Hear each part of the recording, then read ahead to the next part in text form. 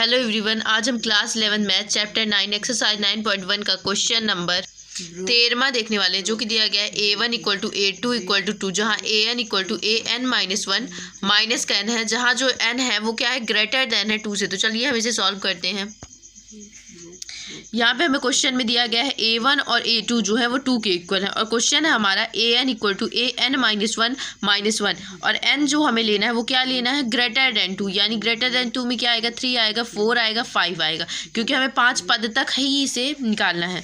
तो अगर हम n इक्वल टू क्या रखें, 3 रखें, क्योंकि A1 और A2 हमें पहले से कैलकुलेट है।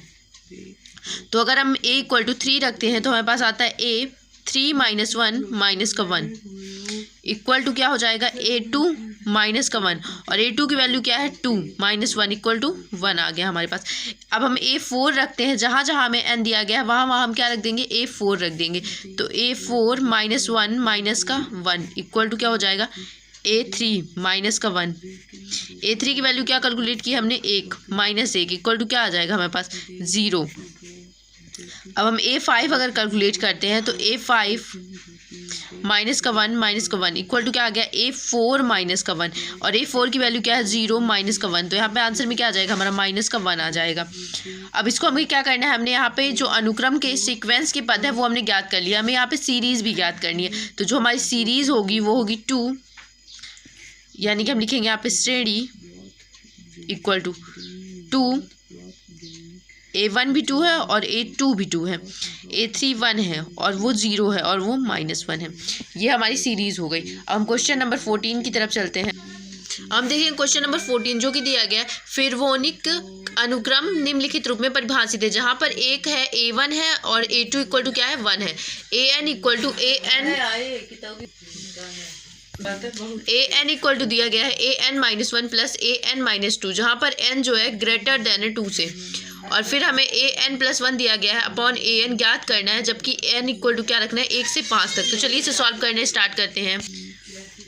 अब पहले क्या करना है, हमें AN दिया गया है तो हम पहले यहाँ पर n से बड़े जो होंगे वो क्या होगा, 3 4 5।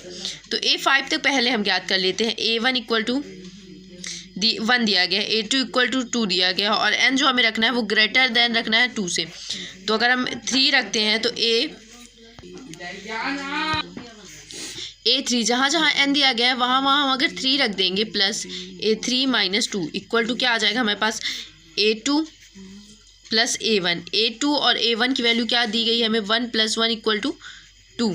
अब हम बात करें A4 की, तो A4 क्या होगा, A4 minus 1 plus A4 minus 2 equal to A3 plus A2। A3 की वैल्यू अभी हमने क्या कैलकुलेट की है, 2, और A2 की वैल्यू हमें क्वेश्चन में गिवन है वो क्या है, 1 है। तो यहाँ पे क्या आ जाएगा, 3 आ जाएगा।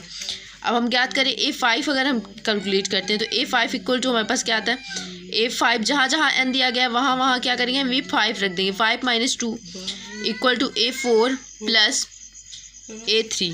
तो A4 की वैल्यू हमने क्या कैलकुलेट की है, 3, और A4 की वैल्यू हमारे पास आ गई, और क्या करना है हमें, A3 की वैल्यू 2 है तो 5। हम A6 भी ज्ञात कर सकते हैं, क्योंकि यहाँ पे कोई लिमिट तो है नहीं कि हमें कहाँ तक ज्ञात करना, और क्वेश्चन में भी नहीं दिया गया है।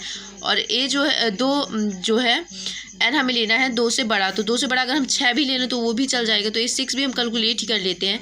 A जहाँ जहाँ n दिया गया है वहाँ आपको बस 6 रख देना है, और आपका आंसर जो है वो आपको आता जाएगा। A5 प्लस 2 जाएगा तो क्या बचेगा, A4। तो A5 की वैल्यू क्या है, 5, और A4 की वैल्यू क्या है, 3 इक्वल टू क्या आ गया, 8। तो हमारे पास ये इसका जो सीक्वेंस है वो मिल चुका है। अब हम नीचे देखते हैं, नीचे हमें क्या दिया गया है, तो हमें ज्ञात करना है AN प्लस 1 अपॉन AN, जहाँ n जो दिया गया है वो क्या दिया गया, 1 2 3 4 5। चलिए अब हम इसे सॉल्व करते हैं। यदि हम A इक्वल टू 1 रखते हैं तो 1 plus 1 upon A1 equal to A2 upon A1। ऊपर हमने A2 और A1 दोनों की वैल्यू किसमें क्वेश्चन में दी गई, तो 1 अपॉन 1 इक्वल टू क्या हो जाएगा हमारे पास, 1।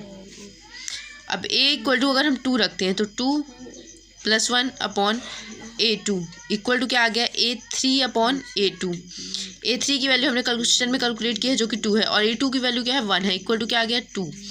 अब अगर हम A3 कैलकुलेट करते हैं, A3 प्लस 1 अपॉन A3, तो A4 अपॉन A3, A4 की वैल्यू क्वेश्चन में हमने ऊपर कैलकुलेट किया वो क्या है 3 है, और A3 की वैल्यू क्या है 2 है, तो ये हमारा आ गया 3/2।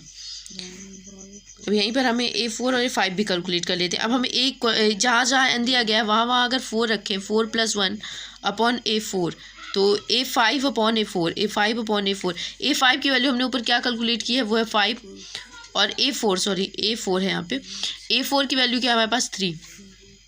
अगर n की जगह अब हम 5 रखेंगे, बस हमें इसी अनुक्रम का मतलब क्या होता है, एक क्रम से हमें बस वैल्यू पुट करते जाना है। तो A5, तो यहाँ पे A6/A5, तो A6 की वैल्यू क्या है हमारे पास, A6 की वैल्यू है 8 और A5 की वैल्यू है 5। तो हमने ये पूरे जो अनुक्रम है वो कैलकुलेट कर ले। आई होप आपको ये समझ में आ गया होगा। हम क्वेश्चन नंबर अगला जो है अगली वीडियो में कवर करेंगे। Thank you.